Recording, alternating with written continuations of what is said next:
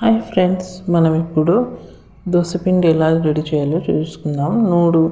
మూడు గ్లాసులు బియ్యం వేసుకోవాలి. ఆ తర్వాత కొంచెం ఉద్దిబ్యాళ్ళు, అది ఏ గ్లాస్తో అయితే మేము బియ్యం వేసుకుంటామో అదే గ్లాస్తోనే సగానికి ఉద్దిబ్యాళ్ళు వేసుకోవాలి. ఆ తర్వాత కొంచెం శనగబ్యాళ్ళు, పెసరబ్యాళ్ళు, మెంతులు వేసుకోవాలి.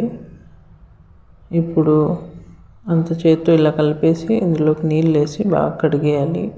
కడిగి నానబెట్టాలి. అందులోకి ఒక చిన్న సైజు ఉల్లిపాయ కట్ చేసి వేసుకోవాలి. వేసుకున్న తర్వాత సాయంత్రం 5 గంటలు నానబెట్టాలి. 5 గంటల తర్వాత ఇలా కడిగి నీళ్ళన్నీ పారేసి నీళ్ళన్నీ వంచేసి ఈ బియ్యం దీంట్లోకి అన్నం కొంచెం వైట్ రైస్ వేసేయాలి. వేసి ఇట్లా పొడి చేసి కలిపేయాలి. దాంట్లోకి కలిపి ఆ తర్వాత ఇది మిక్సీకి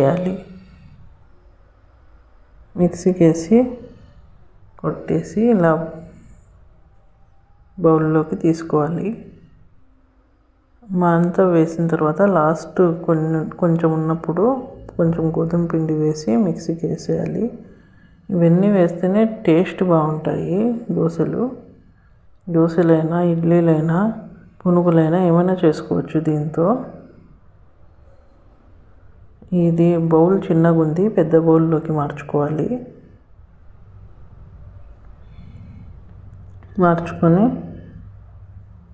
రాత్రికి అట్లే బంద్ చేసేసి 12 hours అట్లే పెట్టేసేయాలి. ఆ తర్వాత బాగా ఈ చిన్న బౌల్లో అయితే కిందికి పడిపోతుండే పొంగి, పెద్ద బౌల్లో అయితే ఇట్లే బాగానే ఉంటుంది. అందుకే పెద్ద బౌల్లో వేసుకోవాలి.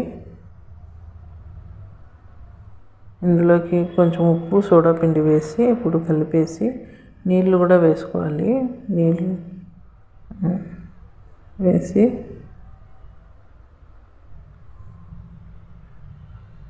ఇప్పుడు దోశలు వేసుకుంటేకి పిండి రెడీ అయిపోతుంది. దోశ వేయచ్చు. ఇప్పుడు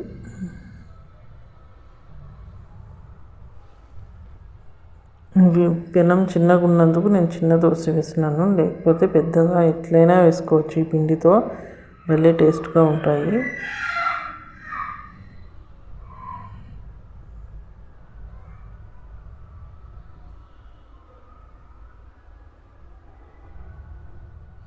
ఇదే పిండిలోనే కొంచెం 1 స్పూన్ మైదా పిండి కలిపి కట్ చేసిన ఆనియన్స్, చిల్లీస్ వేసేసి కట్ చేసిన ఆనియన్స్, పచ్చిమిరపకాయలు వేసి కలిపి ఇలా నూనెలోకి వేసుకుంటే పునుగులు అవుతాయి.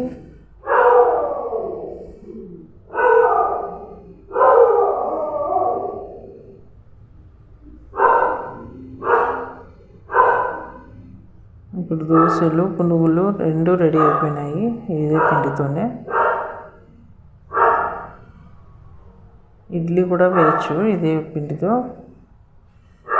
వీడియో నచ్చితే లైక్ చేయండి.